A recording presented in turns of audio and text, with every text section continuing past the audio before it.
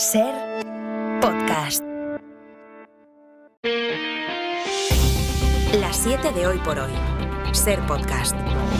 Hola, muy buenos días. La última hora esta mañana está en Corea del Sur, una potencia económica mundial y uno de los socios asiáticos de los países de Occidente, donde la policía, esta vez sí, ha detenido esta madrugada al presidente del país, que fue cesado hace un mes por declarar la ley marcial en lo que se interpretó como el intento por dar un golpe de Estado. Para su arresto han hecho falta 3.000 agentes. El presidente llevaba semanas atrincherado en la residencia presidencial, blindado por un equipo de seguridad que ya logró en otra ocasión evitar que se lo llevaran detenido. 43 días después de la declaración de esa ley marcial que sorprendió al mundo, el aún presidente en funciones ya está siendo interrogado, acusado de los delitos de insurrección y abuso de poder. José Luis Sastre, hola. Hola, buenos días. Justo antes de que se lo llevaran preso, ha publicado este vídeo en redes sociales en el que aseguraba que se entrega solo para evitar un derramamiento de sangre, pero insiste en que la investigación es ilegal. De hecho, según confirma hasta ahora la Agencia Anticorrupción, se ha negado a declarar.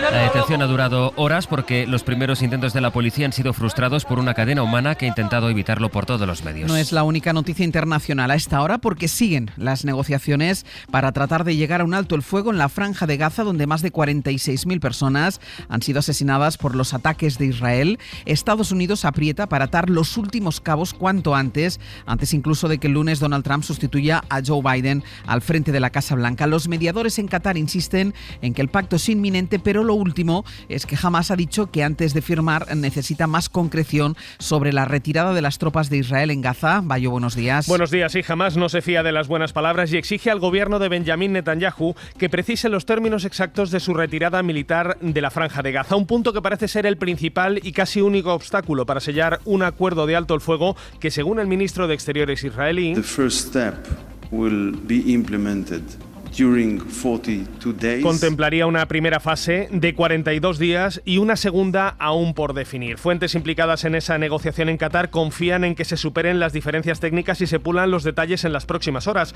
lo que permitiría, si nada se tuerce, que se produzca un anuncio conjunto por parte de los países negociadores, Estados Unidos, Qatar y Egipto, este miércoles o mañana jueves. A la espera de ese acuerdo, Biden deja un nuevo gesto con el que quiere poner el broche final a su etapa en la presidencia. Ha retirado a Cuba de la lista de países patrocinadores del terrorismo. Apenas unas horas después, el presidente cubano anunciaba la liberación progresiva de 553 presos gracias a la mediación del Vaticano. El presidente Díaz-Canel comunicó la decisión de beneficiar con el otorgamiento de libertad a 500. Era el gran tema en la televisión cubana. Fue Trump, durante su mandato, quien incluyó a La Habana en este listado en el que ya solo quedan Corea del Norte, Irán y Siria. Aquí en España, uno de los asuntos en la agenda será la subida del salario mínimo interprofesional. Después de escuchar las conclusiones del comité de expertos, Yolanda Díaz va a proponer una subida del 4,4%. Son 50 euros más al mes. Que se percibirán en una nómina de 1.184 euros y en un bruto anual de 16.500 euros al año. La subida afecta a 2,5 millones de trabajadores. Tendrá efecto retroactivo desde el día 1 de enero, una vez lo apruebe, eso sí, el Consejo de Ministros. Será, en todo caso, la séptima subida del salario mínimo desde que Sánchez llegó a la presidencia. Eso mientras la crónica política sigue pendiente de Puigdemont a un lado y al otro del tablero político. Al Partido Popular, que lleva ya unas semanas intentando acercar posturas, Junts ya le ha dicho que no, que ellos ni se plantean apoyar una hipotética moción de censura que a Feijóo le gustaría sacar adelante con sus votos, los del PP, también los de Vox. La otra incógnita está en el futuro de los presupuestos generales, que necesitan el apoyo de Junts para salir adelante, pero el partido de Puigdemont ha advertido ya de que habrá consecuencias si el PSOE se opone a que Sánchez se someta en el Congreso a una cuestión de confianza. Así empieza el miércoles, es 15 de enero. Hoy por hoy noticias. El partido de Puigdemont ya venía avisando, ha pasado un año de la investidura de Sánchez y ellos aún no tienen nada de lo que pidieron, ni las competencias en inmigración ni avances sobre el catalán en Europa. Así que Junts ha condicionado el apoyo de sus 7 diputados a que el presidente decida someterse a una cuestión de confianza. La amenaza ha sido bien clara. Si el presidente no acepta, habrá consecuencias. Isabel Fernández Pedrote, buenos días. Hola Ángeles, buenos días. Consecuencias que dicen no van a gustar nada a los socialistas y que dificultarán aún más la capacidad de maniobra que tiene el Ejecutivo para sacar adelante unas cuentas que ya deberían de estar aprobadas. El Gobierno dice que por el aro de la cuestión de confianza no pasa. Yo la primera pregunta que les trasladaría es ¿por qué? Lo que está en nuestra mano, cumplimos con los compromisos. No ven motivos y el propio Pedro Sánchez insistía ayer en que la defensa del catalán en Europa será uno de sus principales objetivos políticos. El viernes es cuando Puigdemont reúne a la cúpula de su partido y será entonces cuando concreten qué es eso que tampoco va a gustar a los socialistas. Radio Barcelona, Laura Pons. Los de Puigdemont amenazan y avisan que el no del PSOE tendrá consecuencias. Doncs evidentment cal prendre decisions. Decisions que li puc assegurar que no li agradaran al PSOE. Si no cumplen y no restablecen la confianza, tomaremos decisiones que podrían pasar, aseguran fuentes de Junts, por complicarle la legislatura a Pedro Sánchez, por bloquearla, haciendo imposible, por ejemplo, que salgan adelante votaciones en el Congreso como la reducción de la jornada laboral o el plan de vivienda. Consecuencias que llegarían después de que el PSOE haya decidido tomar el debate de una cuestión de confianza que propuso Puigdemont porque, a su entender, el PSOE no está cumpliendo con los acuerdos de investidura ni con el traspaso de competencias en inmigración ni con el catalán en Europa. Però estem encallats en 2 punts, 2 i mig, que és el que et fa la diferència amb si tens autoritat sobre la immigració o fas allò que en diríem una encomienda de gestión. Estamos encallados en 2 puntos o en 2,5, decía Jordi Turull, que son los que marcan la diferencia entre tener las competencias o hacer una encomienda de gestión. El viernes hay reunión de la dirección de Junts en Bruselas. Será entonces cuando Puigdemont explique las consecuencias. La previa económica del día no solo está hoy en la subida del SMI, sino también en la publicación del dato definitivo del IPC de diciembre. Según la cifra adelantada hace 2 semanas, la inflación volvió a subir hasta el 2,8%. Es la tercera subida consecutiva del precio de la vida, Jordi Fàbrega. 2024 ha sido el año en el que la inflación ha confirmado su bajada, pero eso no impide que haya vuelto a subir en la recta final del año. El INE confirmará hoy que diciembre se convierte en el tercer mes consecutivo con una subida de la inflación, que ha pasado del 1,5% en septiembre al 2,8% en diciembre, casi el doble, según el dato adelantado. Suben de precio los carburantes, sube de precio todo lo vinculado con el ocio y la cultura, y esto está empujando al IPC hacia arriba, aunque lejos de los niveles de hace 2 años, decía en la SER el ministro de Economía, Carlos Cuerpo, que celebra las buenas noticias en términos de precios. La primera, como estamos diciendo, que alivia el bolsillo, que alivia la situación financiera de nuestras familias, simplemente porque el acceso a nuestra cesta de la compra es más asequible. Pero tiene otra consecuencia muy positiva, y es que está permitiendo que el Banco Central Europeo baje los tipos de interés. Con estas subidas de la inflación desde octubre, España ha vuelto a superar la media europea, que está en diciembre en el 2,2%.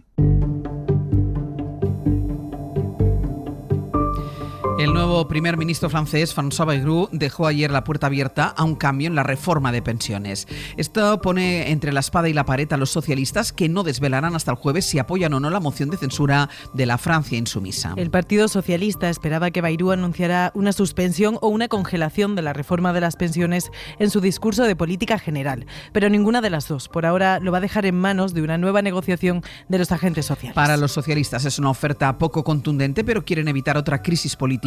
Corresponsal Vicens Batalla, buenos días. Buenos días. Bayrou se presentó ante una Asamblea Nacional donde no parece que pueda asegurarse un pacto de no censura a largo plazo. Su esperado anuncio de renegociar la polémica reforma de las pensiones se quedó a medio camino, puesto que no la suspende como reclamaban socialistas, ecologistas y comunistas.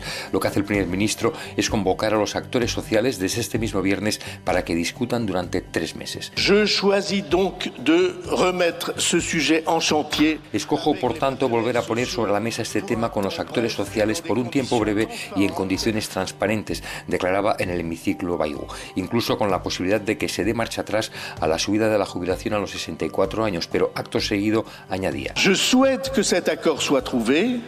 Mais si les partenaires ne s'accordaient pas, deseo que haya un acuerdo, pero si los actores sociales no lo consiguen, la reforma actual se continuará aplicando, remataba. Una circunstancia que puso en alerta a los socialistas, que temen de un bloqueo en la mesa entre patronal y sindicatos y piden que se debata una nueva ley, de todos modos, en los próximos meses en la Asamblea.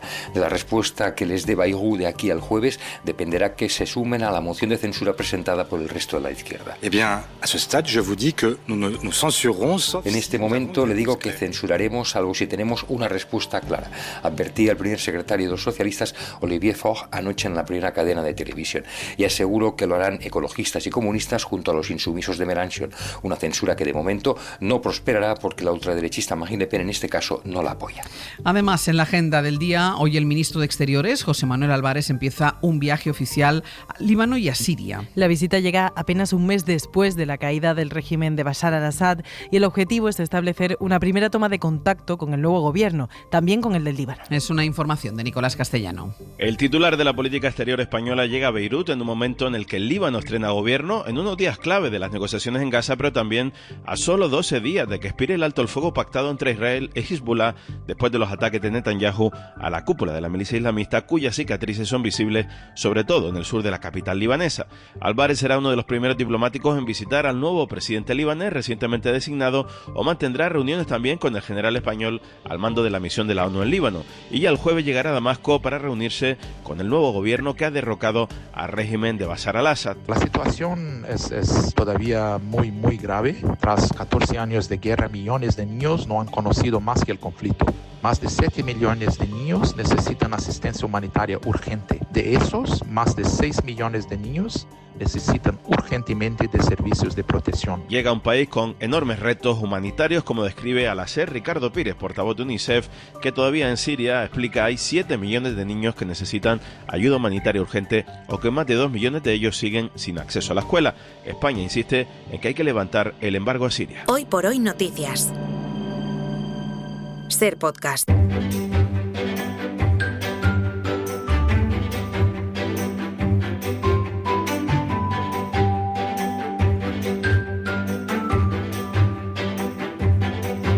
Nos vamos a ir hasta Galicia. Ricardo Rodríguez, bon dia. Bon dia, Àngels. Y hasta la Comunitat Valenciana, en Radio Valencia, está Ana Talens. Bon día. Bon día, Àngels. En estas dos comunidades vamos a buscar algunas noticias del ámbito más local, como que Valencia, Ana, ya se corona otra vez como el mejor lugar del mundo para vivir. Sí, según la revista Forbes y para los jubilados estadounidenses. La ciudad destaca por su clima soleado, su cercanía al mar Mediterráneo y un coste de vida significativamente más bajo. Con un presupuesto mensual de $2.363, los pensionistas podrían ahorrar hasta un 53% en comparación con sus gastos habituales. Según la revista, Valencia, además de las fallas, incluye museos, festivales, eventos deportivos, una rica gastronomía. El lugar parece hecho a medida para quienes buscan, dice, una jubilación tranquila y llena de posibilidades. Una jubilación, dice la revista, soleada, sin estrés y con playas mediterráneas. Pero no todo iban a ser ventajas. La revista advierte de la barrera comunicativa que puede suponer el idioma y recomienda a los lectores que quieran venir hasta Valencia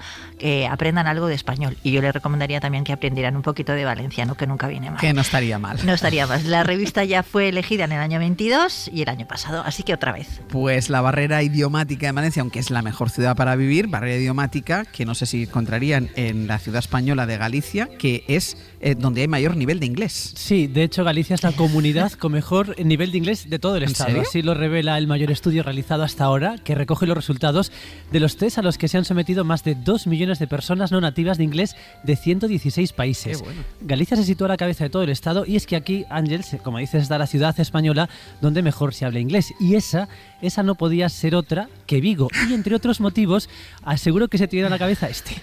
Porque la música y la luz van a vivir en Vigo en el árbol. In our Christmas time.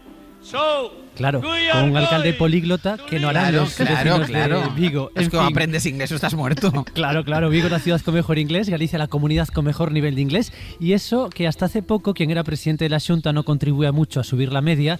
Ya sabes que Feijóo, él mismo lo ha reconocido, en eso se ve que no es un buen gallego, le cuesta esto del inglés. Sí, todavía no lo tiene interiorizado. El municipio de Canals va a quemar mañana por la noche, Ana, la hoguera más grande del mundo. Sí, el viernes 17 de enero es San Antonio Abad, el San Antoni del Porquet, el patrón de los animales y el patrón de esta localidad valenciana de Canals, y mañana por la noche se quemará su monumental hoguera. Mide 14 metros de altura, está hecha con casi 135 toneladas de pino entre el pino central y las ramas que lo rodean. Tiene forma de cono y su montaje comenzaba el pasado día 1. Un montaje complicado, y este año se han sustituido las máquinas elevadoras con combustible diésel que se empleaban hasta ahora por 2 brazos articulados eléctricos que evitan molestias a los vecinos. La hoguera se quemará mañana jueves a las 9 de la noche, eso sí, si la lluvia no lo impide. Y en la ría de Betanzos, un barco abandonado que se ha convertido en un juego infantil. Es la nueva vida que han encontrado para una embarcación que llevaba años abandonada en esa ría. Forma parte de una iniciativa de la Reserva de la Biosfera que, tras realizar un estudio en colaboración con la Fundación Juana de Vega, identificó 46 residuos, sobre todo embarcaciones ruinosas. Una de ellas bajo un viaducto de la autopista P9, que ha sido la elegida para este proyecto piloto, rehabilitarla como juego infantil. infantil. Será retirada con buzos, globos de elevación, remolque y una grúa para ser reubicada y se convertirá a partir de ahora, a modo de juego infantil, en un barco fantasma. Richie, Ana, gracias. De nada, un beso. Adiós. Pues vamos ya con nuestra recomendación cultural para empezar el día. Hoy Pepa Blanes nos propone el último cómic de Joe Sacco. Joe Sacco ha sido un pionero que innovó y hasta creó un género nuevo que unió el periodismo y la novela gráfica. Con su mirada analítica, contrastada y sus dibujos, supo contarnos, en primera línea, conflictos como el de Bosnia o el de Palestina. Sus crónicas gráficas han abierto los ojos a medio mundo y ahora este escritor y periodista ha publicado de urgencia La Guerra de Gaza, que aquí nos la ha traído la editorial Reservoir Books. That I created because a friend in Han Yunis basically said, "Please lift up your voice." And after the events of October 7th, por favor, alza la voz contra estos crímenes, le había reclamado un amigo gazatí. Y después de los sucesos de octubre, Sacco se puso a escribir y dibujar. Cuenta lo que ocurre a los niños en los hospitales, los bombardeos ilógicos del ejército israelí, pero sobre todo se centra en cuestionar la actitud de Estados Unidos y no duda en dibujar una G de genocida en la frente de un dibujo de Joe Biden. Cualquiera que hubiese seguido la actualidad de Oriente Próximo, aunque fuese por encima, sabría que la respuesta de Israel a todo lo de Hamas sería rápida y desproporcionada, afirma Sacco en una entrevista y también en esa primera página de este cómic que les recomendamos. Para no perderte ningún episodio, síguenos en la aplicación o la web de la SER, Podium Podcast o tu plataforma de audio favorita.